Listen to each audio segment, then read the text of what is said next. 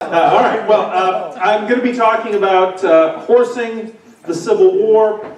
This is a particular topic that's close to my heart, since one of my first memories as a child is being up on horseback. Also, as a graduate student, one of the most difficult things, if you're working in Civil War history, is coming up with a topic that no one has ever done before in Civil War history. I remember going to my chair and having a whole list of things, subjects, and hearing no, and then I sort of tentatively suggested, what about horses in the Civil War? I love it, do that. No one else has ever done that, and most academics know nothing about horses, horse care, etc. And so it's my little niche, and I've been working for the last too many years on a book on horses in the Civil War. If I ever get some time, it will eventually be published. Horsing the Civil War is, again, one of those things that seems so elemental to the war. This is the 19th century. It's the age of horsepower.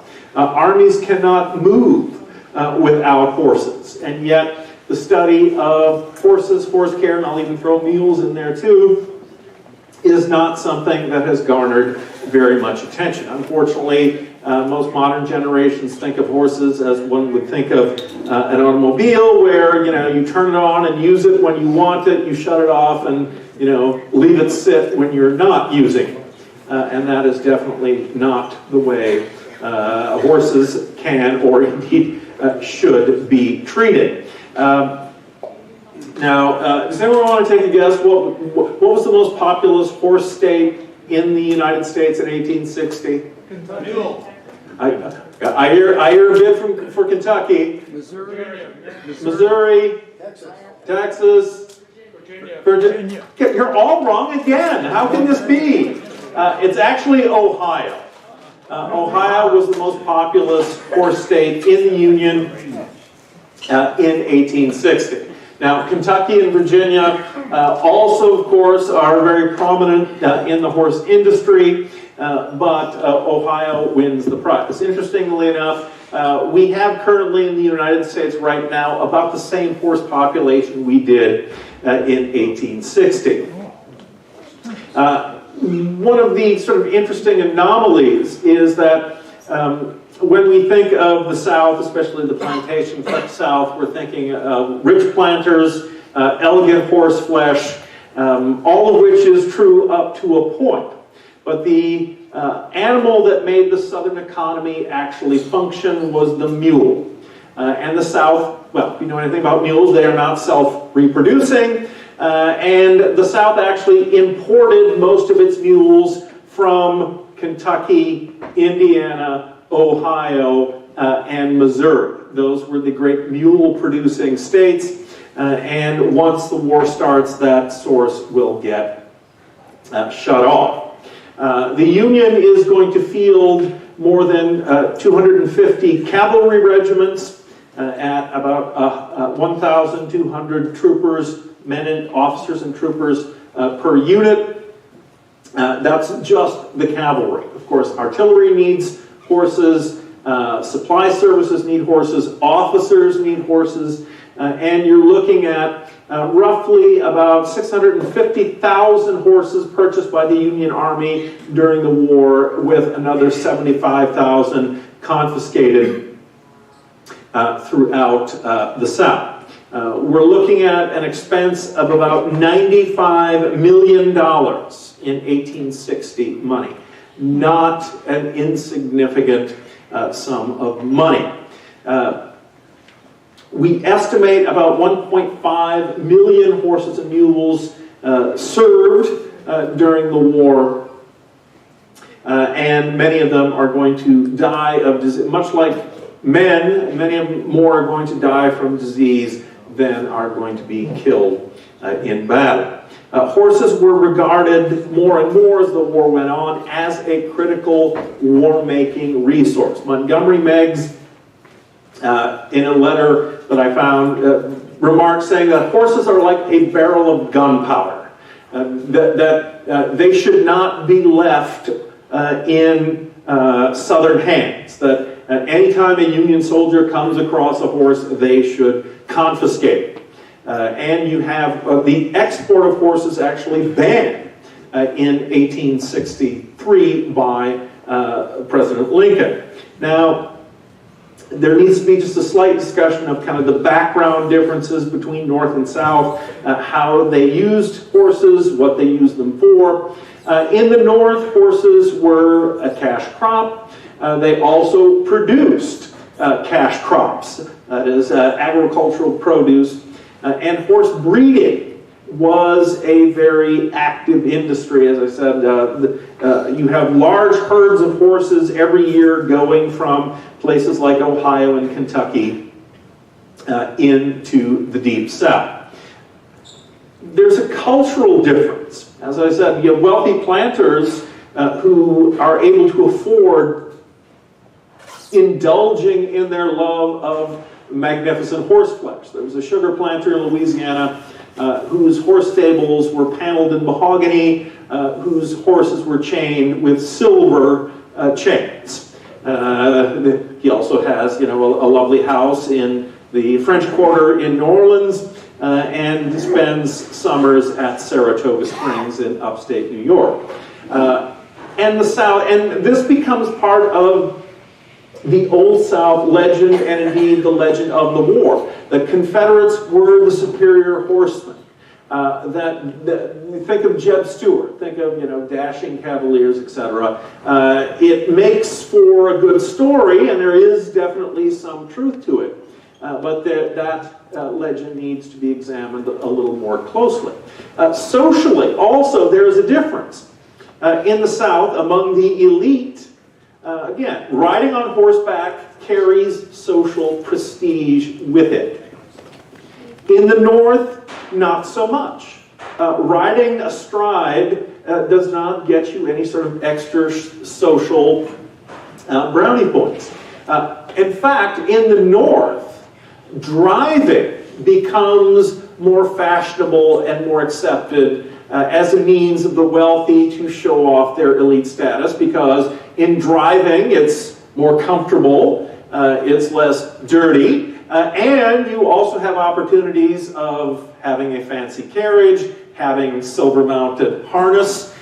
It's a greater canvas for showing off your wealth than just riding astride. So there is that difference, and indeed northern newspapers talked about speed trotting was a very fashionable sport, that most northerners wanted what the newspaper called a 240 nag. That is a horse that could trot a mile in 2 minutes 40 seconds. That was the speeding roadster of the day. Also in the North, the road system is much better, because local farmers generally, and I think this was true up until the 1930s in many parts of the United States, local farmers every year got together to grade the roads. You were responsible for maintaining the road on your particular, little branch of wherever your farm might sit.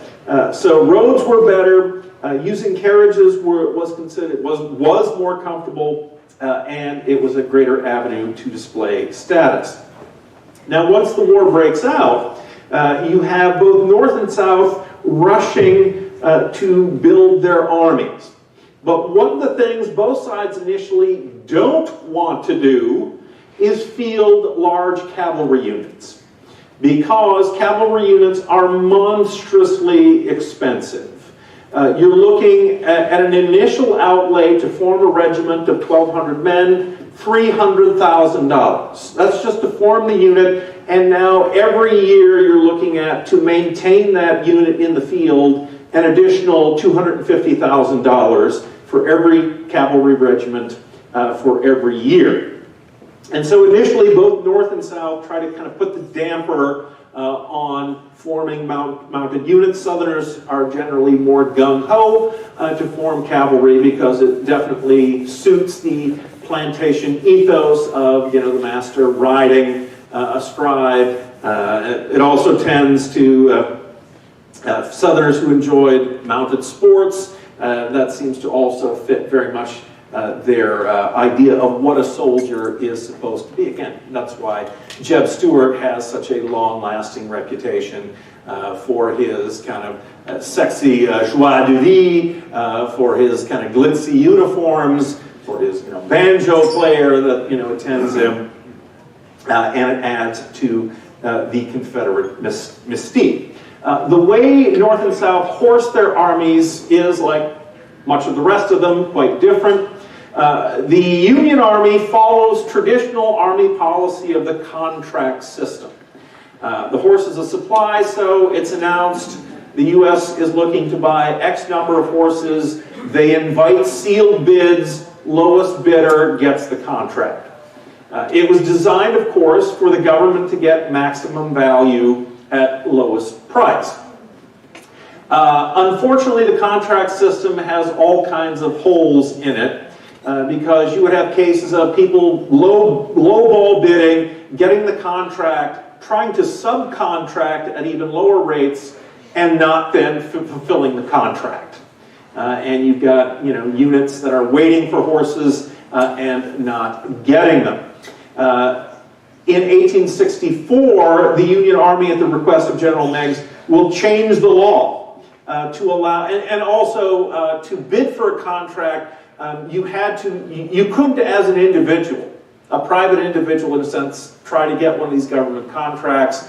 You also could not submit, you had to at least, the smallest lot was like 25. So you couldn't, as an individual farmer, come to an army official and try to sell it to the army. That's not how it worked. Also, horse contracts in 1861-62 became notorious for fraud, where you had all kinds of politicos and their friends rushing in to try to get these government contracts, which could be quite lucrative. Even Mary Todd Lincoln is sending a letter from a relative, to her husband that Kentucky horses are known to be, very, very good, and wouldn't cousin, Ichabod do well by, getting one of these government contracts. In the South, the Confederacy relied on a much shakier system. If you want to join the Confederate cavalry, you have to bring your own horse with you. You also have to keep yourself mounted. So if your horse dies or is killed, you have to go home and get a new one and bring it back. These were known as horse furloughs, and they become, later in the war, just notorious for people. There were all kinds of cases of, somebody who wants to go home, who accidentally drives a nail into, the horse's frog on the foot and lames it, or gets sick, and I got to take my horse home, and off they go, and they never come back to the army. Confederate officials will later say that their policies were radically wrong. They try to change them right at the end of the war, but it's too little, too late. And so that is going to be a major problem for the Confederacy. Well, for Union contractors for service in the Union Army, here are roughly the physical qualifications. They actually will change them during the war. Initially, it is 4 to 9 years old, at least 950 pounds, sound, well-balanced conformation. Kind of, are the legs not cowhocked, or are they not ring-boned or spavined, etc. They have to be broken already to saddle and bridle. Interesting, when I started digging down into this topic, I found what I considered some interesting details. Geldings only. That is, no mares, no stallions allowed in the Union Army for some very good reasons, certainly. Also, there is a coloring system that animals need to be of dark color, that no whites, no grays. The Union Army is, in a sense, restrictive in the types of animals that it will purchase. And this stems from the antebellum period, where the cavalry and dragoon regiments the U.S. Army did have, each company had different colored horses. And there's, kind of an interesting fact, I was talking to a major Hollywood person who supplies like horses to the big budget films, and we were talking about this. He said, "Oh, you just explained to me a problem that we were having. Horses are color conscious of each other, and it's kind of birds of a feather get along together." And so the Army divided up the cavalry companies according to horse color because horses got along better. And this individual that works for Hollywood noted the same thing, that when different colored animals are kind of stable together, there's kicking, there's fighting, there's other things going on. You even out the coloring system, mostly harmonious. A weird, in the horse world, apparently this is still a thing. Army, the animals then would have to be inspected before being accepted and paid for by the federal government.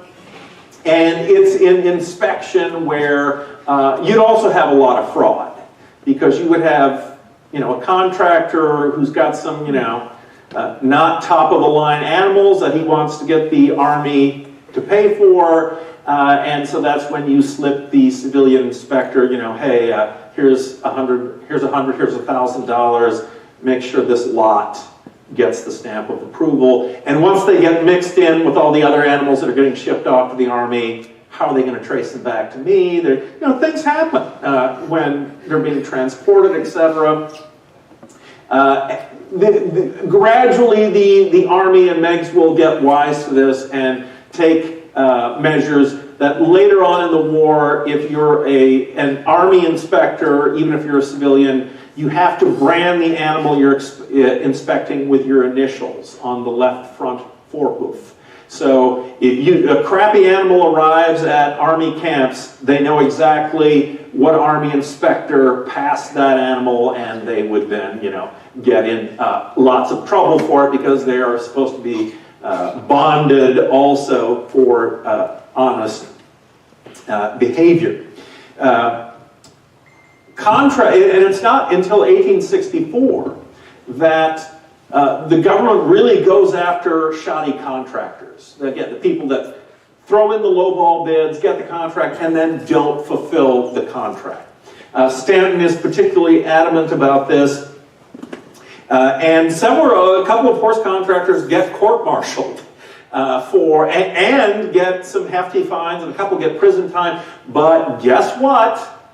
Most of those who are convicted have some very powerful political friends who will go whine to Lincoln, and most of them will get let off in the end. But there is a definite tightening during the war to get sound animals into the Army. Because having grown up on a farm, having been from a rural area, I knew exactly what was going on. When the Army announces they want to buy all these animals, guess what a lot of farmers do? Well, I've got this crib sucker, I've got this kicker, I've got this dud of an animal that I want to get rid of. Off to Uncle Sam they go. And even the newspapers commented on the same thing, that, Uncle Sam, they ship these animals off to Uncle Sam, and Uncle Sam buys them. Well, horse prices definitely increased during the war, both north and south. Of course, in the South, there becomes, by 1863, rampant inflation. And so if you are one of these cavalry troopers in the Confederate Army being paid, something like $11 a month, and your horse dies, you may have to shell out 3,000 Confederate to buy a new one, or you're out of the cavalry and into the infantry. What horror would that be? So that is a problem. Also, and you do have several Union cavalry units that bring their own horses with them as well. It's the horse that they've been riding at home. They bring it to the Army. In fact, both the Union and Confederacy did the same thing. It was an old Army U.S. militia law that, again, you could bring your own horse. The Army would, feed it, and you'd be paid a certain amount per day for use of the animal. But And if the animal's killed in battle, you know, and they're witnesses, you'll get reimbursed for, you know, what the price was when it was brought into service. But if the animal gets sick and dies, if it gets struck by lightning, if it gets, you know, spooked and falls over a cliff, you're out. There is no government compensation. Because I looked through the registers at the National Archives, and there's the, you know, struck by lightning, no, you know, sick and died, no, you don't get compensation for that. In fact, Confederate horse shortages will be so severe by late 1862 that Robert E. Lee will even make what I consider, unless he was joking, which I doubt, a bonkers suggestion of trying to bring in wild Mustangs from Texas to get them to Virginia. You know, getting them across the Mississippi River would be a hardship in and of itself, never mind getting it all the way to Virginia. And of course, the war's unsung hero was the mule. The mule is the animal that is going to make Union and Confederate armies mobile. Without them, in a sense, you could not really have the war that we did have. You can see by the mule count in 1860, the South has a large preponderance of the nation's mules, although that's somewhat deceptive. And mules were kind of known for being able to exist on shorter rations and endure harsher treatment than horses. Their hooves are actually smaller also, which is why they were so useful on plantations for plowing between cotton rows. And in a sense, being known for enduring harsh treatment meant that a lot of mules got a lot of extra harsh treatment because people thought that they were, you know, you could abuse them without too much of a downside. The Civil War is also a war in which most men no longer had to ride to war. That the animals are shipped to army concentration points or to the front using railways or, of course, good old-fashioned ships. Although at this time there were stock cars, similar to the example that you see from U.S. military railroads, but there were no means of feeding or watering animals on board the train. Meigs freaked out one time in the summer of 1862 when a telegram arrived on his desk that a train car of something like 20 cars loaded with horses sat on a siding for something like 60 hours without food or water. And he immediately, you know, has a bee in his bonnet and wants to know who's responsible for that. Turns out it wasn't true. The animals had been unloaded, but that was the problem. You know, you have to unload them and then reload them to feed and water them. It's very problematic. And of course, you have to change trains because there are different rail lines. There's not really direct connections. It's rather problematic, a problem that's not even fully solved by the end of the war. And shipping by water also had its problems. If you can see by this illustration, this is, I think, from Burnside's expedition to North Carolina. You've got ships that are offshore, that there's no harbor yet, there's no wharves they can go to, so the solution is to just shove the horses out into the water, the smart thing to do, you have to have sailors in rowboats and, you know, usually like a horse that's got a harness on to kind of lead them all to the shore. The U.S. Army didn't learn this lesson quite fully enough. There's a famous incident during the Spanish-American War where they're trying to get horses to the army in Cuba, so they just dump them into the ocean, and like humans, they panic and swim around the ship and all drown. They don't, horse sense, there's the land, I need to go in that direction. Now, this is what I was talking about just a little earlier, so I won't spend too much time there. That, early in the war, you could bring your own mount, but if anything happened to it or if it got sick or died, you wouldn't get compensation for it. And poor sanitary conditions out the front were, like for men, responsible for a great deal of death and destruction. And the Army does not have any veterinarians. There almost is no American veterinary profession in 1863. or say 1861 for that matter. While the French and the British armies had trained veterinarians, at least as trained as you could be, going back into the 18th century, veterinarians in the U.S. Army is something that's not really fully recognized until the First World War. There's only 2 veterinary colleges in the United States in 1860. There are numerous cases of the few veterinarians. There was a long-standing Lincoln myth that really irritated me that I wanted to find out true or false. That Lincoln had supposedly offered lieutenant commissions in the Army to any veterinarian who would sign up. Complete balderdash. Because you do have those same veterinarians writing into Lincoln, writing to Stanton and others saying, you know, we want to serve, we're willing to serve, but we want a commission as an officer, just like in the British and the French armies. We need not only the position, the authority to do this, and Congress will not go along with it. The best they'll do in 1863 is create the position of veterinary sergeant, but they allow the colonel of the regiment to basically delegate who gets that job, and as things happen, guess who gets that job? It's the colonel's pet. It's the old soldier that's with the unit, or the drunkard, or whatever, who people like but don't want him cashiered. So he becomes the veterinary sergeant. And there are numerous cases where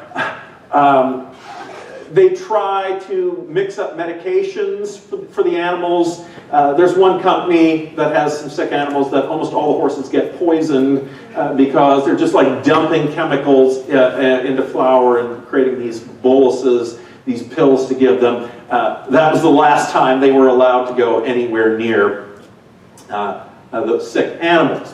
Now, on the march, you have the average cavalry horse is carrying about 250 pounds. On average, they're saddled during campaigns 15 hours a day. 4 hours, a 1 mile at 4, wait, I'm getting it wrong here. 4 miles per hour was considered a rapid marching pace. A fully loaded cavalry horse and a cavalry column moving at 4 miles an hour, to quote Charles Francis Adams, is very rapid marching indeed, and it's ruinous to animals. You think of saddle sores, think of all sorts of things that could rapidly take an animal from serviceable to unserviceable.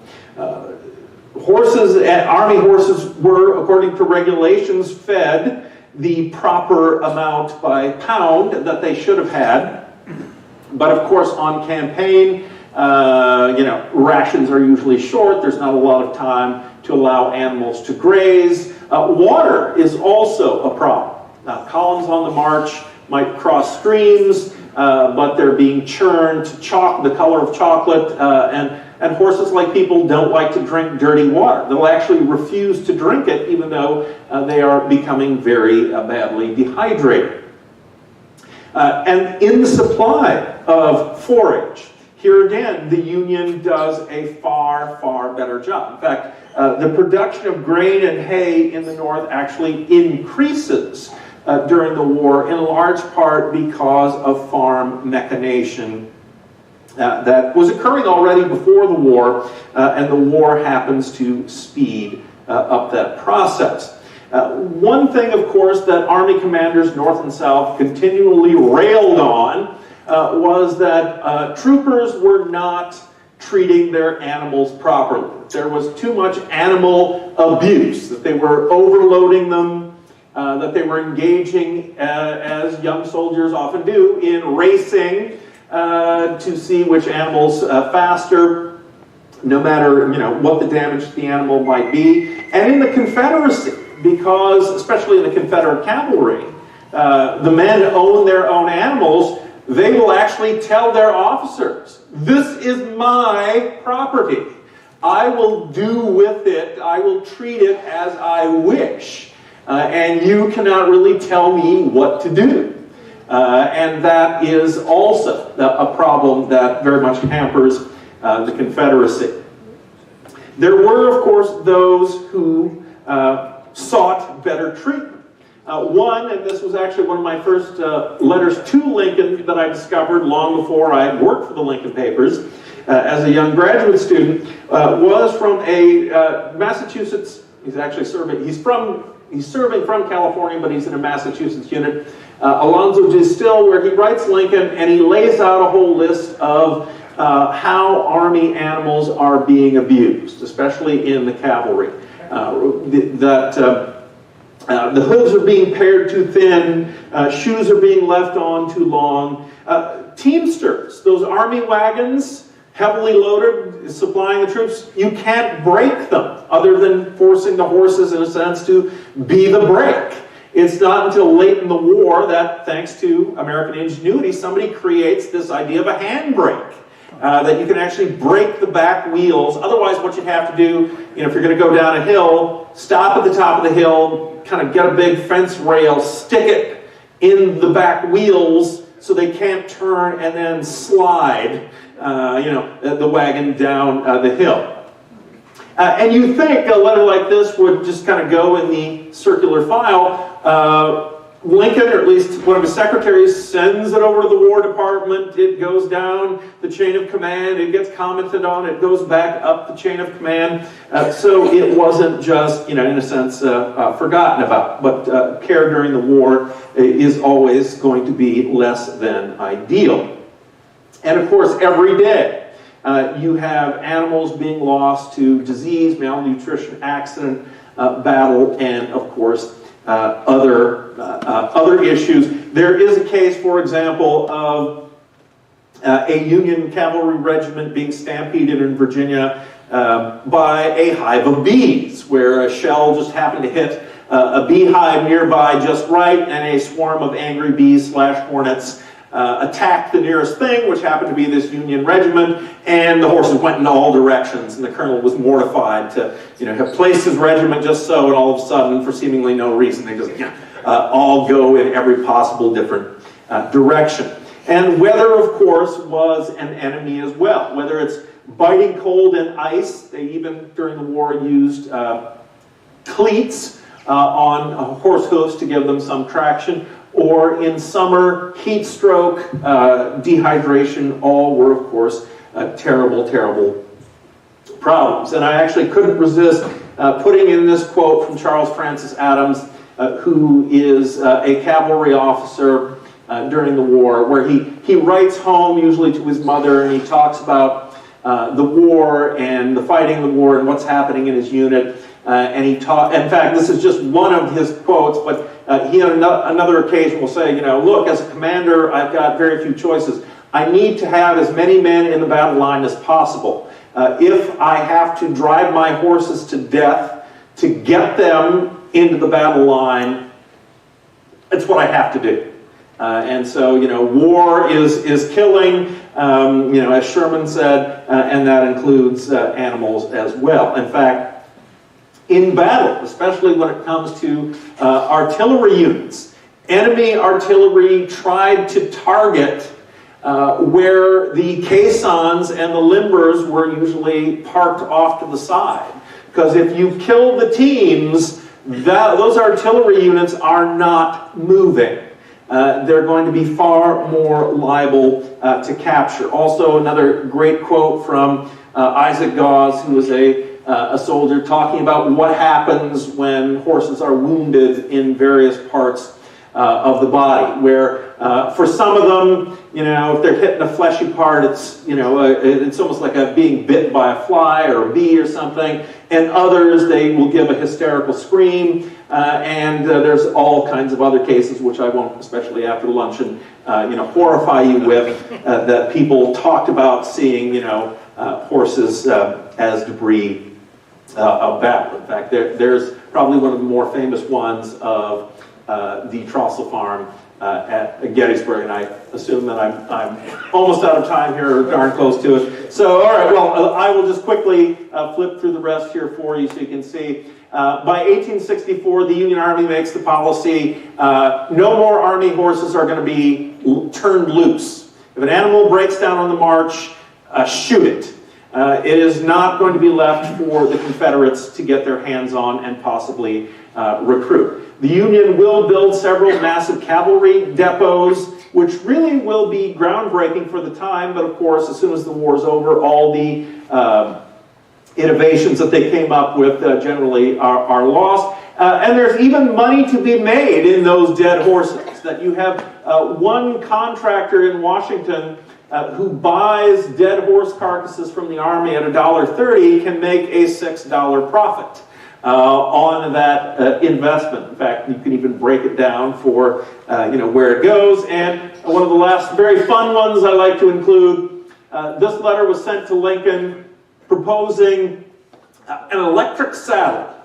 A saddle that would have an electric battery under it, and this is almost, a Star Warsian for the 19th century. It would have 2 machine guns mounted on either side, and it would be operated by a pedal in the stirrup. So, knowing horses as I do, there's nothing they love more than bursts of fire right by their withers that they can't see or expect. Also, you had an inventor who had these horse pellets that he was trying to sell to the army for convenience on campaign. And here's how he sold it. The soldiers can also eat it. If they're out of rations, you can take a handful of these pellets, throw them into hot water, and it turns into, something comparable to minute wheat or something like that. So at the end of the war, the Army's going to have to sell off all the horses that they acquired at bargain basement prices. And even into the 20th century, you're going to have Southerners still trying to get compensation from the federal government. And in 1902, you have Southerners dominating the committees in Congress, and so they're going to start loosening the rules. There are going to be a lot of Southerners who are going to suddenly remember that they had a horse taken from them after Lee's surrender, and that they want federal compensation for. At the end of the war, of course, the South has far fewer horses than they had at the beginning. If you'd like to see the remnant of a Civil War horse, come to Washington, come to the Smithsonian. There is General Sheridan's Rienzi. They stuffed him after his death, and he's there also if you're in Philadelphia.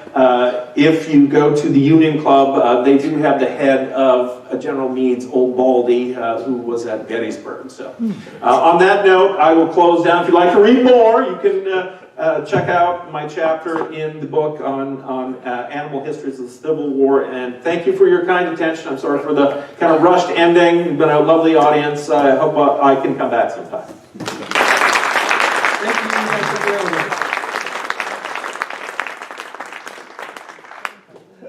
Questions? Question? One question, two, or any? Yeah. Yes. A comment, we had a bugler at a round table, and he insisted that, the horses knew all the bugle calls. Yeah, they could. They knew what to call to go to sleep, when to wake up, when to come and eat. And there were plenty of incidents of horses being turned into the Guysborough Depot corrals. If you sound the cavalry calls, they would form up just as if they were being ridden. Yes, back then. I feel like Donahue here. There's a quote, I know the punchline, I don't know the whole story, but Lincoln apparently said one time, I can make more generals, but I can't make horses. Oh yes, that actually strikes fairly close to home, because that incident, where that comes from, was Fairfax Courthouse, right next to where George Mason is located. The courthouse, as it existed in 1863, is still there. And you had General Stoughton, who was a young Union Army general whose headquarters were in Fairfax. John Mosby, the Confederate partisan, was able to basically sneak through Union lines, capture General Stoughton and the members of his staff, and make off with something like 50 horses. And the story goes that when Lincoln's told of this, his response is very Lincolnian, saying basically, well, that's too bad. I can make a new general with the stroke of a pen, but I can't make horses. At what point in the war do you think the Union cavalry got up to the level of the Southern cavalry? How much at the end was the Union advantage based on forage and replacing horses? How much was it the Southern horses were just not in shape anymore? Well, most of them were dead. I mean, the South had a much smaller horse base to draw from to begin with. It's really the Battle of Brandy Station in June of '63 that's kind of viewed as the obvious turning point, where Union cavalry is on the way up, Southern cavalry is on the way down. You also have advances in armament that you have, what is it, the 7-shot Winchester or Spencer carbine that is able to, do a lot of damage, and of course support. Logistical support was extremely important. Lee's army in 1864-65, I mean, he's writing to Richmond saying, my artillery teams are too weak to pull the guns because they're not being given the amount of rations that they absolutely need to have. Okay, Heather has an announcement that she'd like to make. Thank you.